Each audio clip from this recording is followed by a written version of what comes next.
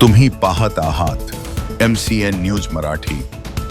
राज्यात अनेक ठिकाणी आरोग्य व्यवस्थेची लक्तरे वेशीला टांगण्याच्या घटना समोर येत असतानाच बुलढाण्यातील आदिवासी आणि दुर्गम भागातील आरोग्य केंद्र चक्क डॉक्टर व कर्मचाऱ्यांअभावी 2 परिचारक अर्थात शिपाई चालवत असल्याचा धक्कादायक प्रकार समोर आला आहे।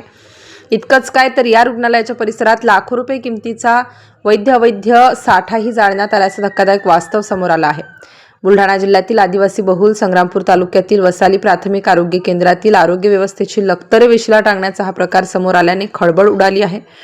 संग्रामपूर तालुक्यातील वसाली प्राथमिक आरोग्य केंद्राचे उद्घाटन होऊन 1 वर्षही होत नाही, तोच या आरोग्य केंद्रात डॉक्टरांची व कर्मचाऱ्यांची गैरहजेरी असल्याने आदिवासींची आरोग्य तपासणी व औषधोपचार चक्क 2 परिचारक करत असल्याचं 16 डिसेंबर रोजी समोर आलं। या रुग्णालय परिसरात फेरफटका मारला असता रुग्णालयाच्याच एका कोपऱ्यात लाखो रुपयांचा वैद्य औषध साठा जाळण्यात आल्याचं समोर आलंय। विशेष म्हणजे औषधांची मुदत ही संपलेली नसतानाही औषध साठा कोणी व का जाळला हे अद्याप गुलदस्त्यात आहे। याबाबत प्रशासनाची भूमिका जाणून घेण्यासाठी प्रयत्न केला असता आरोग्य केंद्रावर आरोग्य अधिकारी किंवा कर्मचारी नसल्याने हे 2 परिचारक आरोग्य केंद्राची धुरा सांभाळत असल्याचं समोर आलं। त्यामुळे केंद्रीय आरोग्य राज्यमंत्री प्रतापराव जाधव यांच्या जिल्ह्यातच आदिवासींच्या जीवाशी बुलढाणा आरोग्य विभाग खेळत आहे का असा सवाल उपस्थित होत आहे। MCN न्यूज मराठी करिता रवींद्र शिरस्कार, संग्रामपूर। सरकारला आदिवासी पट्ट्यातली वसाली नावाची प्राथमिक आरोग्य केंद्र तिथे लाखोचा औषध साठा जाळण्याचा प्रकार झाला। काय प्रतिक्रिया आहे तुमची?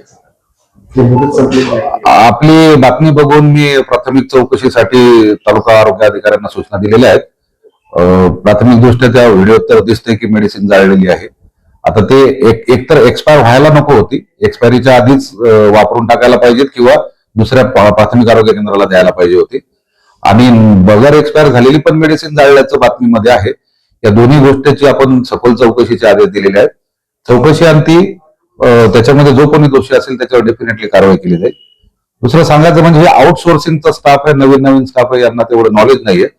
त्यांच्या ज्ञानात सुद्धा आपण सुधारणा करून याच्या पुढे अशा घटना घडणार नाहीत याची काळजी नक्की घेऊ।